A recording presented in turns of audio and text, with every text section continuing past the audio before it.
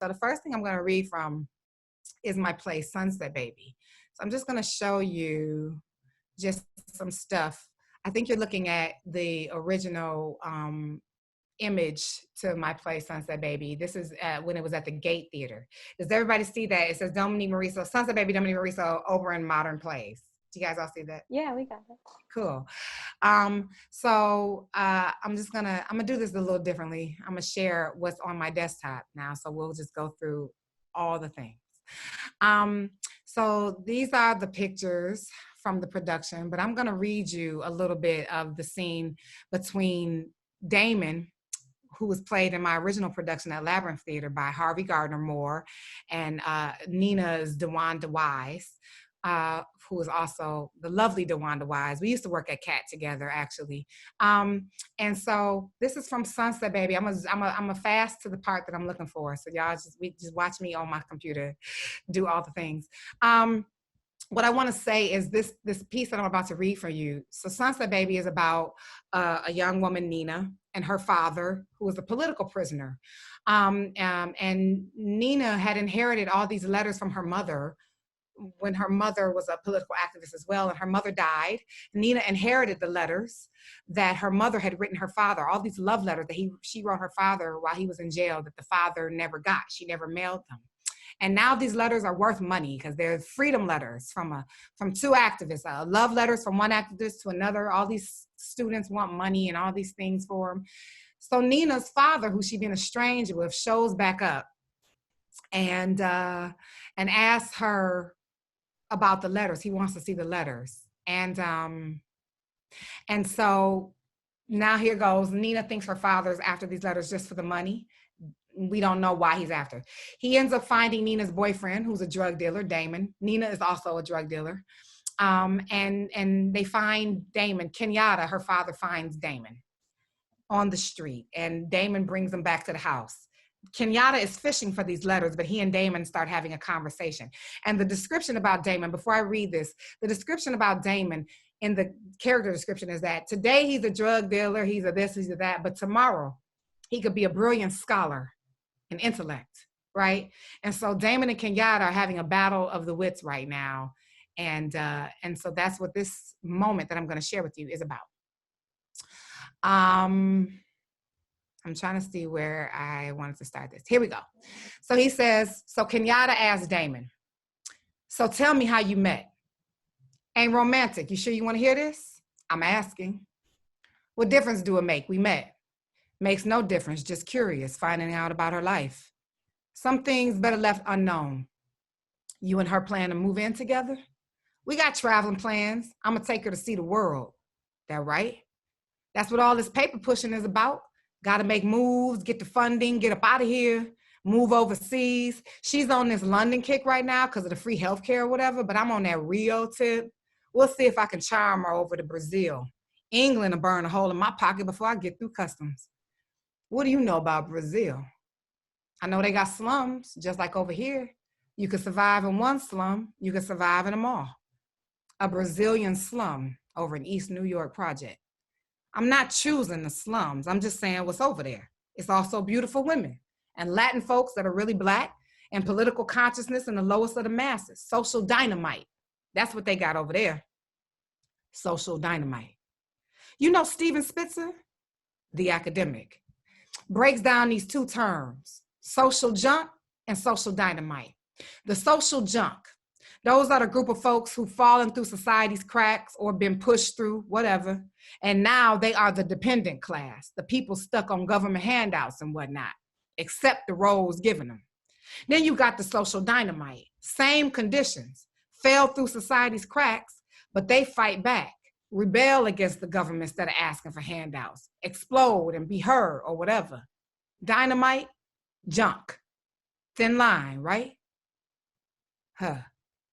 So the question is always, which one are you?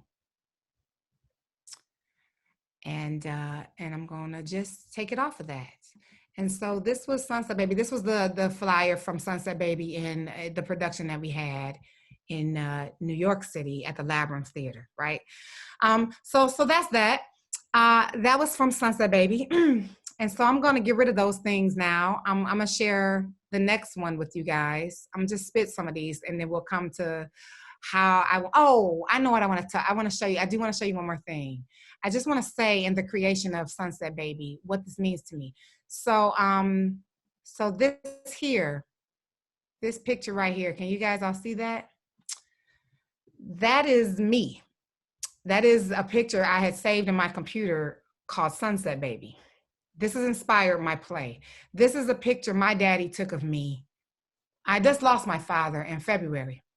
And my father was a very revolutionary thinker. And he took this picture of me. And through my childhood with my father, we had a sort of a tumultuous relationship. In our adulthood, we became best, he's one of my close friends and my mentors. But in my childhood, we had a very explosive relationship. And I remember not really understanding, his relationship to love with me and if he loved me. And I saw this picture that my father took of me. And I love this picture because it is, for me, through my father's eyes, how my father sees his baby girl. I love this picture because I know my father loves me when I look at this picture, right?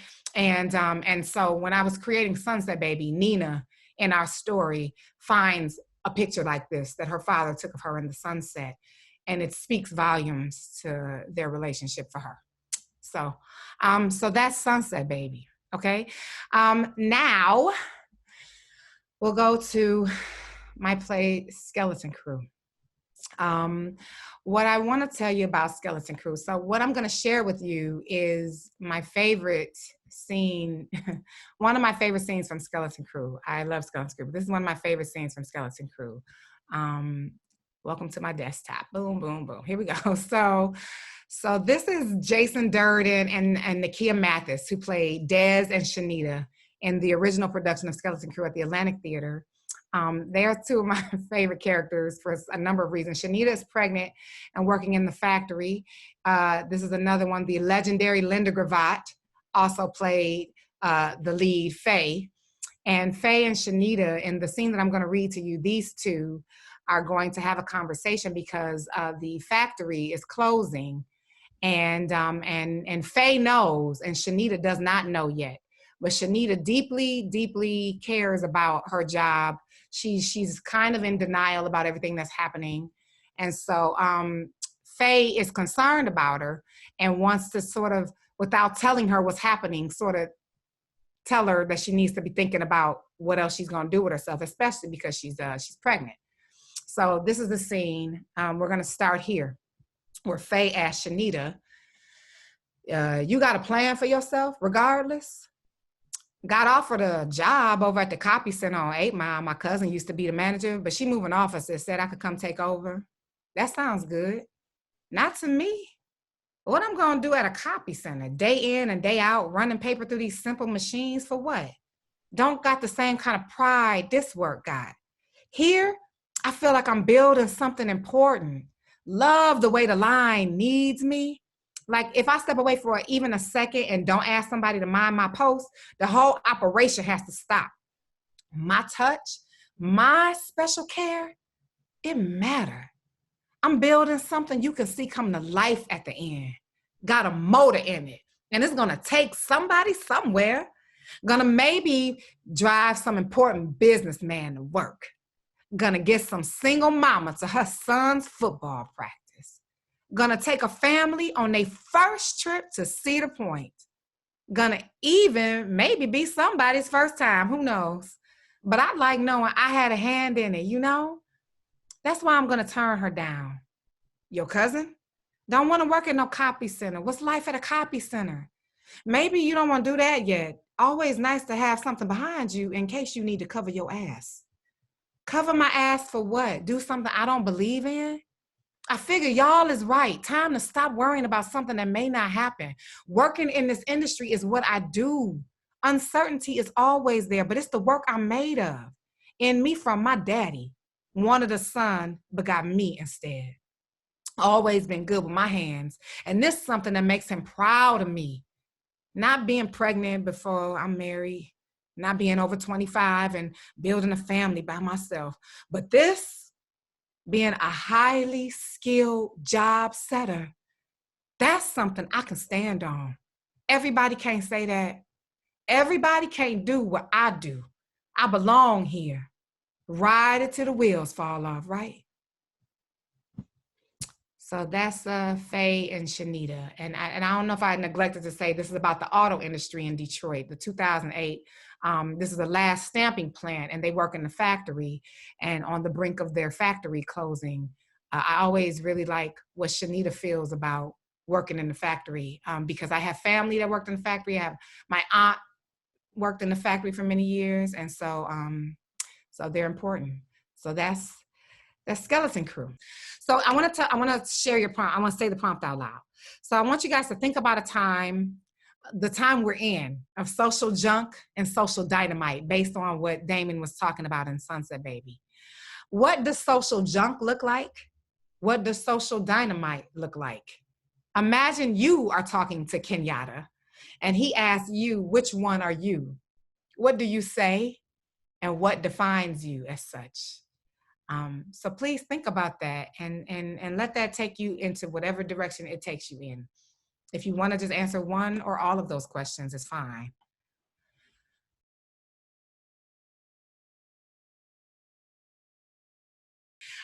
Okay, we're gonna do the next prompt. You're gonna do the next prompt. This one is in reaction to Skeleton Crew. So I want to say, imagine like Shanita, I've told you why I like her monologue a lot, but that there is a job or a trade or a lifestyle even, that defines you and brings you pride. What is it? What about it gives you pride or purpose? What would it mean to you if the industry ceased to exist beyond this moment of pandemic? Is there a part of it that is indestructible to you? What is it worth riding till the wheels fall off in your life? Think about what that is. And again, take it and run with it. You can answer all the questions, none of the questions. Use it as a jumping off point to talk about anything else. But you have until 6:55. So here we go.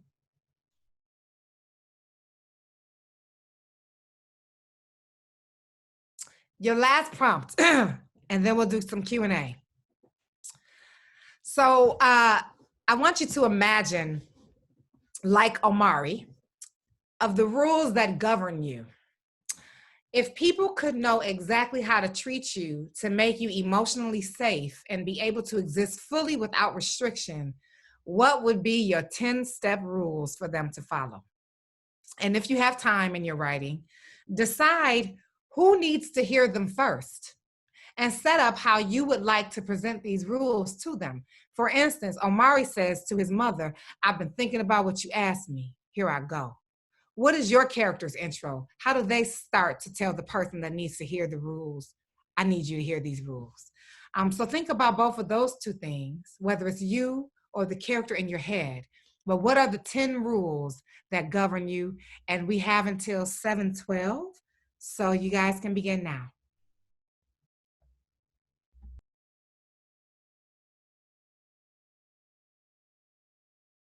I'm gonna throw something out here to you guys. So first of all, I wanna thank you. I wanna thank you for the writing that we've heard, the writing that we didn't hear, and that you took the time to just spend your energy on without even having to hear it echoed in the universe yet. I hope that you feel a window of yourself open, because all we can do, is inspire each other. There's nobody has the answer to anybody else's heart song, but hopefully we can just say, I don't know the key, but if I can give a little something that unlocks more of you exploring yourself, then that's the victory for me. I think I speak on behalf of everyone here in that the pleasure is ours entirely.